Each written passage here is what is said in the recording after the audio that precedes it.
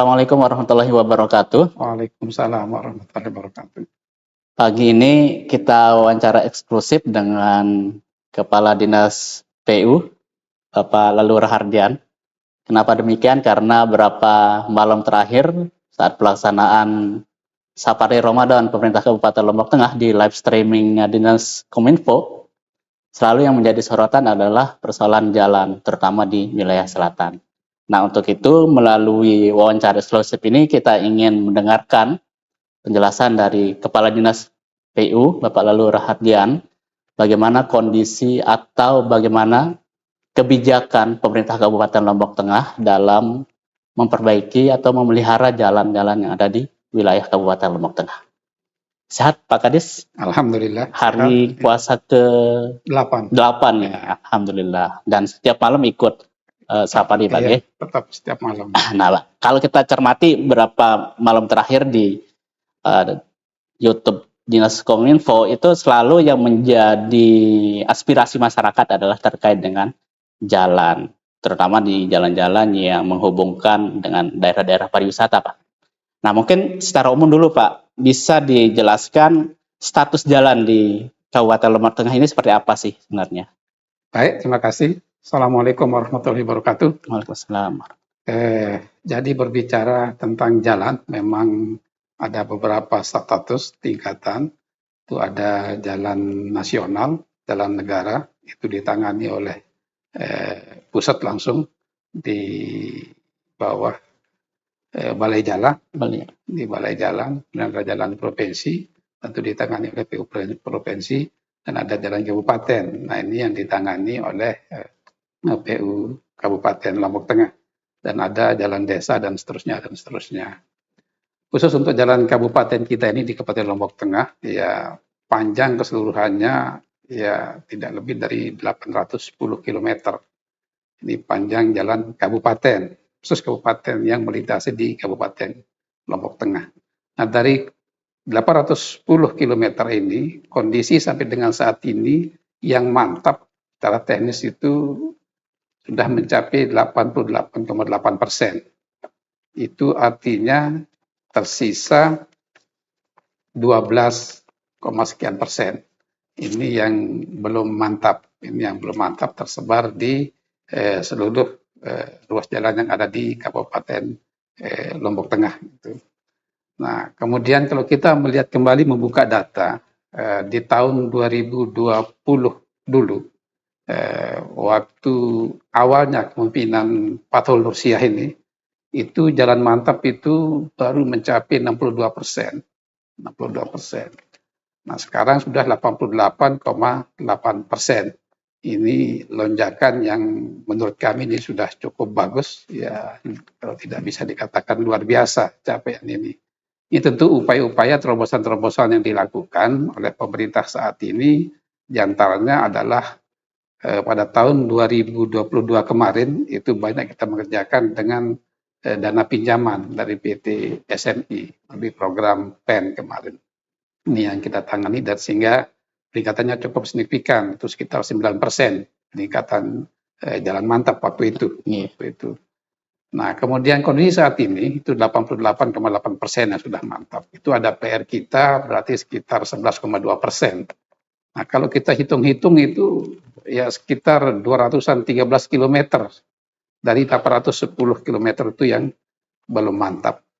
Nah, kalau kita berhitung dari anggaran yang dibutuhkan untuk menjadikan jalan itu mantap, kalau kita kalikan 3,2 miliar satu kilo, itu sudah 600-an miliar yang dibutuhkan untuk menjadikan yang 213 kilo itu menjadi jalan mantap. Nah, belum lagi yang sudah mantap ini harus dipelihara. Nah, sehingga kemantapannya sesuai dengan nomor teknis itu 10 tahun. 10 tahun. Nah, ya. Ini dengan catatan bahwa ya beban jalan itu disesuaikan dengan kendaraan yang melintas. Nah, kemudian terhadap beberapa ruas jalan yang belum mantap ini kami PUPR, Pemda tetap berupaya melalui berbagai sumber. Ya, karena sumber pembiayaan jalan kita selama ini itu didominasi lewat dana DAK, kemudian ada DBCHT, kemudian ada DAU murni. Tapi yang paling besar anggaran setiap tahun itu dari dana DAK. Dan dana DAK ini yang namanya kita ini langsung asistensi oleh pusat, kita usulkan sebanyak mungkin. Ya, contoh untuk tahun ini kita usulkan 12 ruas. 12 ruas. Tapi yang disetujui hanya 4 ruas untuk tahun ini. Itu dengan anggaran sekitar 28 miliar. Nah, untuk tahun ini lagi, untuk DBCHT kita hanya dapat anggaran 1,5 miliar. Nah, kemudian dari DAU murni hanya 7 miliar. 7 miliar ini pun kita gunakan untuk merampungkan pembangunan jembatan Ngerapak yang menghubungkan Kidang dengan Bangkat Parak. Nah, ini informasi umum sementara. Mungkin bisa dijelaskan ke masyarakat, jalan mantap itu apa sih Pak? Definisi dari jalan mantap. Ya, sebenarnya jalan mantap itu ya bisa kita lihat secara kasat mata, yaitu aman untuk digunakan. Okay. Nah, aman dilalui, ya aman dilalui. Ya, apa artinya bahwa dan jalan mantap itu tidak mesti hot mix. Lapen pun bisa masuk kriteria jalan mantap, asal itu memenuhi syarat dan aman untuk dilalui. Jadi usia wajarnya itu 10 tahun. 10 tahun. Namun kadang juga bisa lebih cepat dari 10 tahun itu mengalami kerusakan akibat dari beban kendaraan mungkin yang tidak sesuai dengan speknya Pak nih. Jadi ya kalau kita lihat, ya mohon maaf kita bandingkan wilayah utara dengan wilayah selatan di daerah kita ini, itu kan tekstur atau jenis tanahnya berbeda. Ya. Kalau di selatan ini ya istilah kita kan tanah liat, itu tanah vertisol. Tanah vertisol pada saat musim hujan dia mengembang, ya mengembang cenderung elastis. Nah, kemudian musim kemarau itu keras tapi pecah-pecah. Nah, ini juga berpengaruh terhadap umur jalan, Di samping memang karena tonase kendaraan yang melintasi di atasnya. Kalau sudah di atas 8 ton itu sudah ya jalan ini kan sebenarnya sama dengan perempuan jalan, sama dengan perempuan, sama dengan istri-istri kita jalan ini. Ya, kalau istri kita pakai di atas kemampuannya cepat juga rusak begitu. Apa nggak ada peraturan yang membatasi kendaraan untuk melalui jalan tertentu ketika tidak memenuhi kriteria?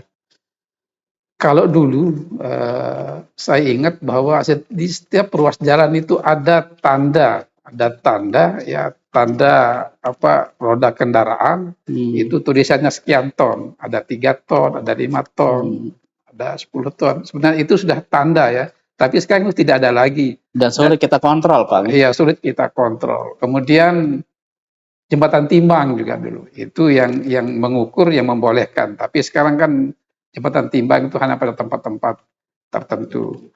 Tapi memang di satu sisi bahwa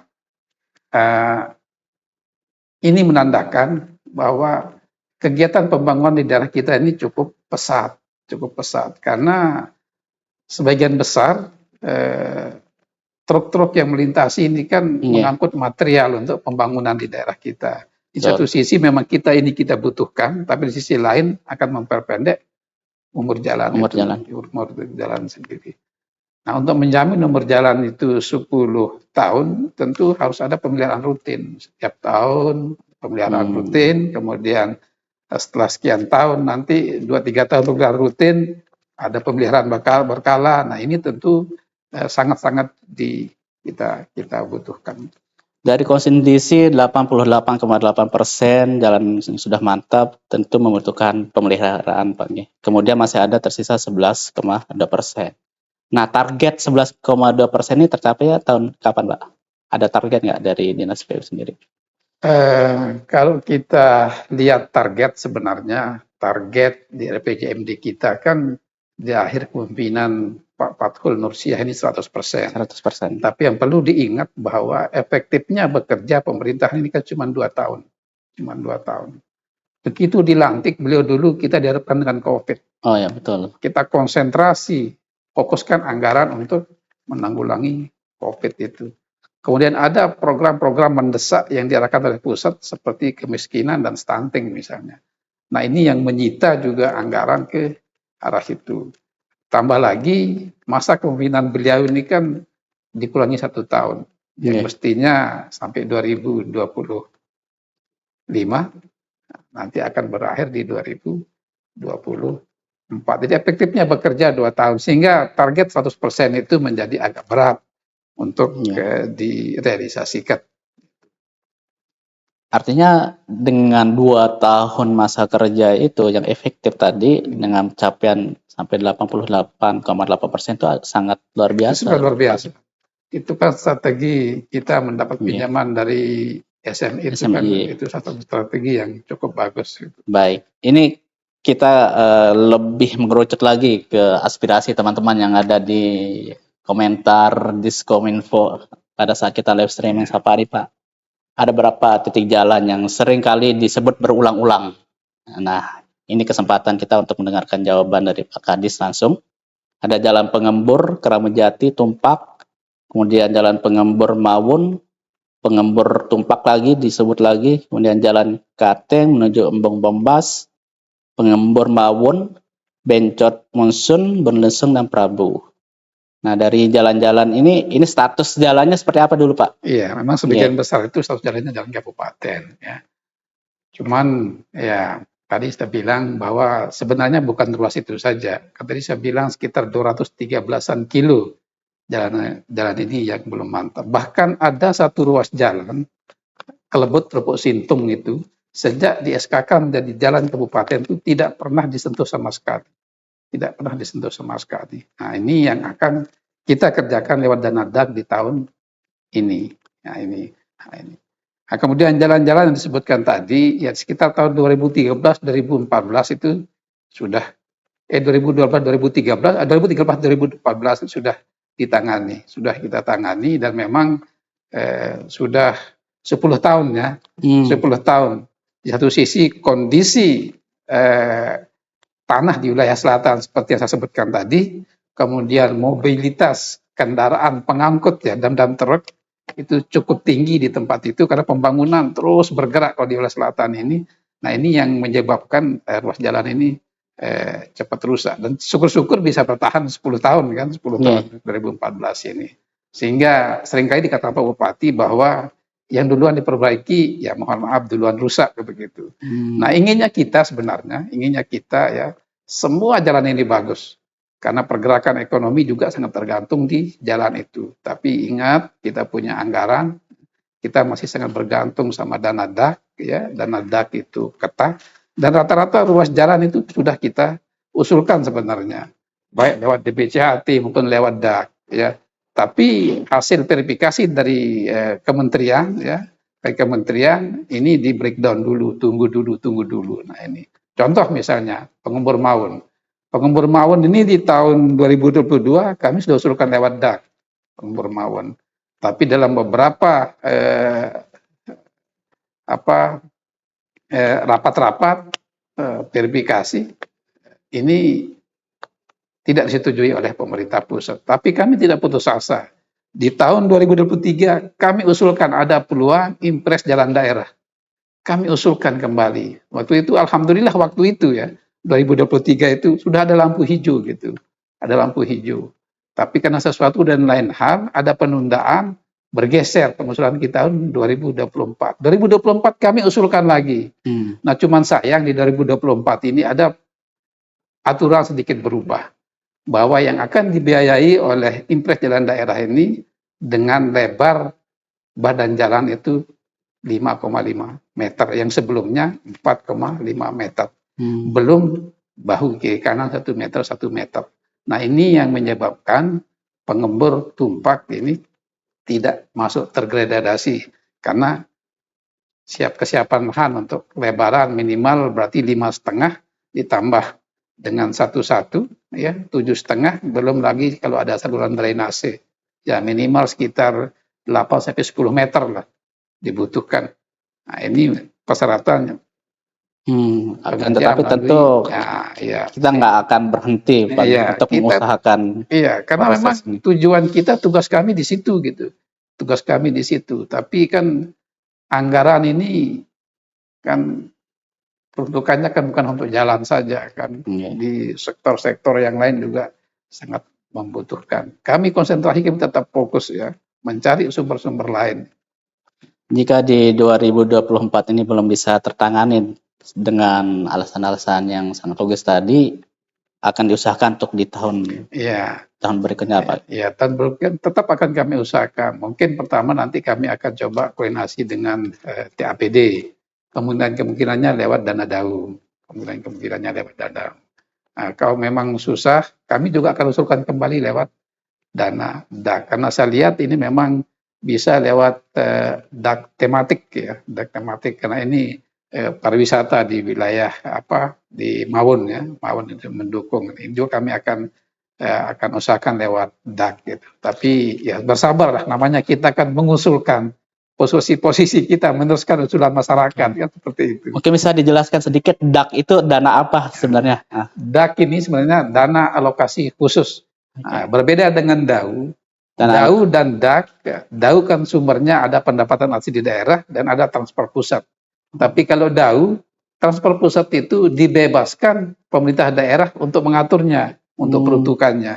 Nah, tapi kalau dana DAK ini transfer pusat juga, tapi pusat sangat memegang peranan penting dalam menentukan ruas mana yang boleh dan mana ruas mana yang tidak boleh. Itu ketat sekali. Tidak boleh dialihkan ke yang Tidak lain. boleh dialihkan, dan ini kan se-Indonesia. Se-Indonesia. Kalau kita data apa itu agak susah lah, susah, ketat sekali gitu. Tapi kami juga tidak putus asa, kan memang itu keberadaan kami untuk itu ya. Nah, cuman saya mohon ke masyarakat bersabar saja ya, bersabar saja. Semua kita ingin bahwa jalan ini harus mantap semuanya sehingga mobilisasi masyarakat kita, barang itu, sehingga pergerakan ekonomi bisa menjadi lebih baik. Gitu. Baik, teman-teman, tadi sudah dijawab dengan cukup detail oleh Pak Kadis PU lalu Rahadian, dan seperti komitmen tadi bahwa memang keberadaan Dinas PU adalah untuk memperbaiki infrastruktur dan membangun infrastruktur yang lebih baik di kabupaten kita, dan tentu akan diusahakan untuk di tahun-tahun berikutnya karena luas jalan kita cukup panjang dan kondisi anggaran juga terbatas. Tapi jangan putus asa, insya Allah pemerintah tetap akan memberikan perhatian untuk jalan mantap di Kabupaten Lombok Tengah. Baik, Pak Kadis, terima kasih atas waktunya. Terima kasih. Assalamualaikum warahmatullahi wabarakatuh. Waalaikumsalam warahmatullahi wabarakatuh.